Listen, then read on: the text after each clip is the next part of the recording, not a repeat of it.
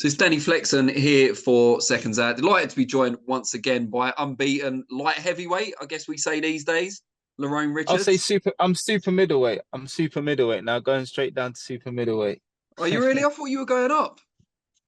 No, do you know what? There was a narrative, and obviously I got made mandatory for the European light heavyweight title, Yeah. and that was an option.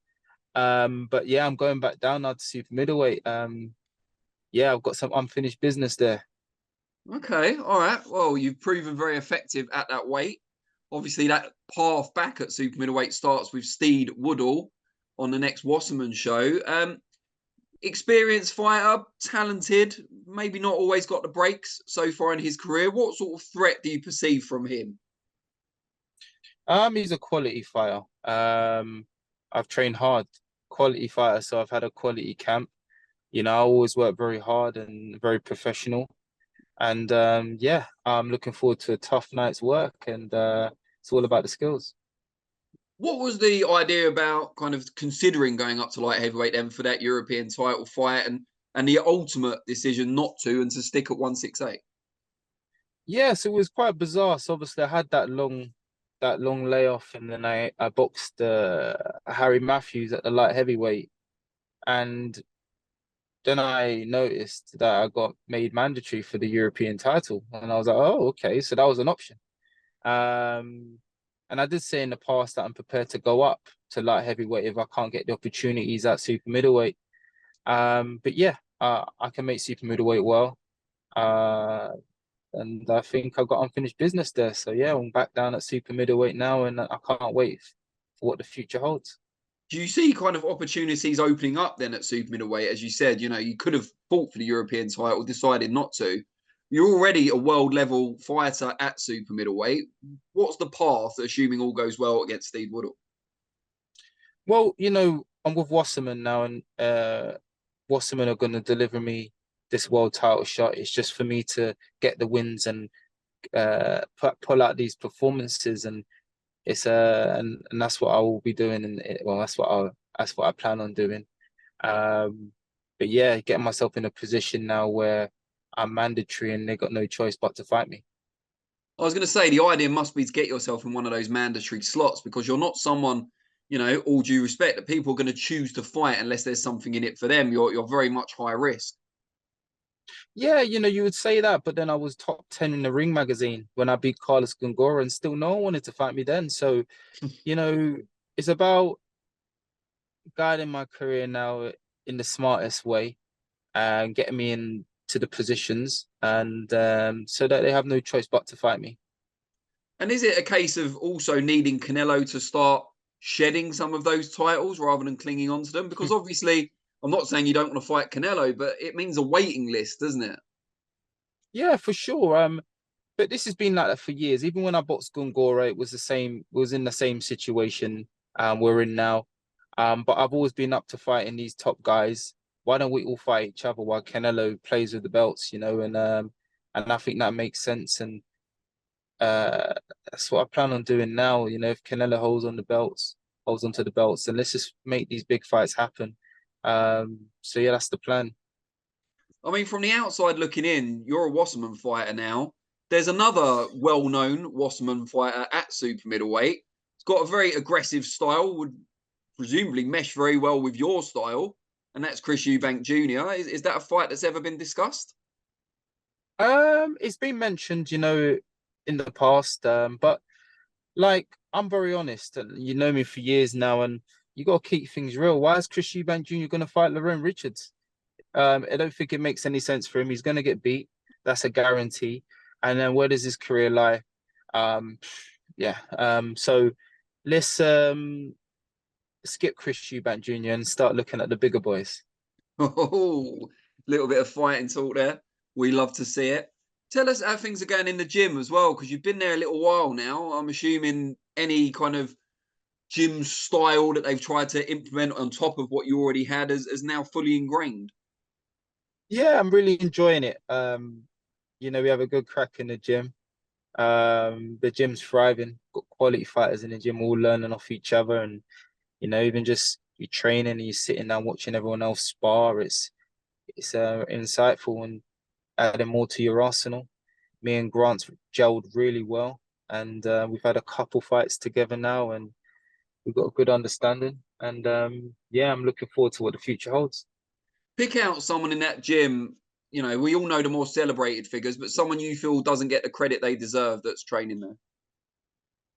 Hmm. Hmm. Do you know what? I'm not gonna pick a fighter.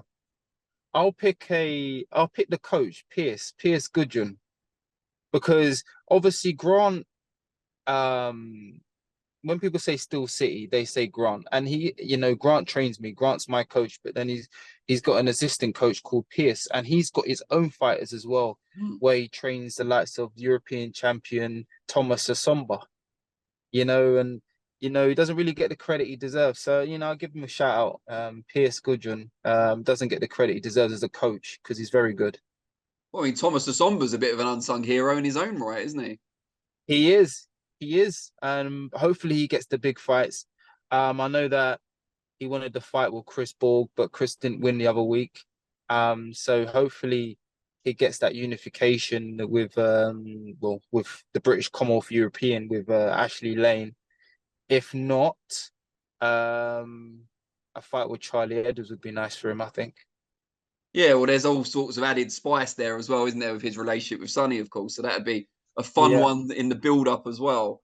We saw Dalton Yes. Smith, obviously synonymous with that Steel City gym as well, have a great win at the weekend over Jose Sean Zepeda. What did you make Yeah. of that? And how much of a boost does it give the gym as a whole when someone gets a big win on TV like that? Do you know what? It sounds mad, but I wasn't surprised. I believe in preparation and watching Dalton training and seeing him in camp, I knew he was prepared. Obviously I know I box at that level, that sort of world level. I know what it takes, and I've always known that Dalton had what it takes. So I wasn't surprised in the performance. I was very excited, I was very happy, and very proud of his performance. And yeah, he'll be a world champion for sure.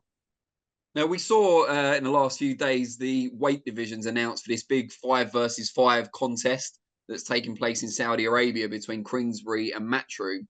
One of the weight Uh-huh. divisions is, of course, light heavyweight, which, as we've discussed, is not your current weight division.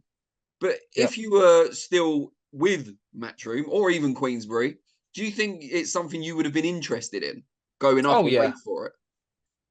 Oh yeah. Of course. If it's a fight at light heavyweight, I only want big fights. I'm tired of like all these little small fights. I'm not interested. I want title fights now. I want fights that are going to progress my career. I've been in a situation in my career where I've just been fighting guys because for the sake of it, and there's been no plan. Where is my career going? And me teaming up with Wasserman, S-Jam working together. That's what we plan on doing now, planning my career, plotting my career so that I get in the right positions to fight for those titles. So as long as it makes sense for my career, of course, I will take any opportunity. If it doesn't make sense, then it's a no-go. As a fan, are you excited by this current shift in power in boxing to Saudi and the Middle East, or do you look at are there any concerns? What's your overall view on it? It's nice, you're getting the big fights. And they're bringing the big fights, sort of fantasy fights, fights that you wouldn't usually get. You're getting it, and you're getting fights that could probably headline their own bill Mm. on the undercard. It's crazy, but me, I love boxing. I love boxing. I'm a boxing fan. So when I'm seeing all these shows getting announced, I love it. I'm like, oh yeah, that's a good Saturday night in that. So I'm enjoying it what they're doing, and hopefully one day I'll be a part of it. And you've probably seen a lot of the fights that have been speculated about. Nothing's been confirmed yet for that 5 versus 5, as you said, undercard to Bivol Beterbiev. Twofold question: what fight, if any, would you like to see as part of that 5 versus 5? And perhaps more challengingly, how do you see Bivol Beterbiev going? Wow. I'll answer the Bivol Beterbiev fight. I think it's hard because I didn't think Bivol looked the best against Lyndon Arthur, if I'm honest. But I'm not. at this level, I don't believe in you are as good as your last fight, because fighters, they rise to the occasion. You look at Bivol boxing Canelo, boxing Ramirez, you know, who's fighting for the cruiserweight title. So you see, you know, he boxes at a high level. That's a 50-50 fight.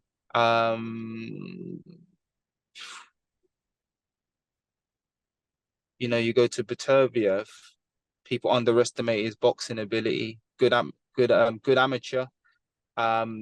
Good power, very good power. I'm gonna go with Beterbiev as a slight favorite, because how he performed against Callum Smith was impressive. And the other question, 5 against 5, any particular fight you'd like to see? Do you know what? I like that Dubois fight, that Dubois and Hrgovic fight. I like that fight. Do you know what? Dubois came off age when he boxed Miller. Yeah.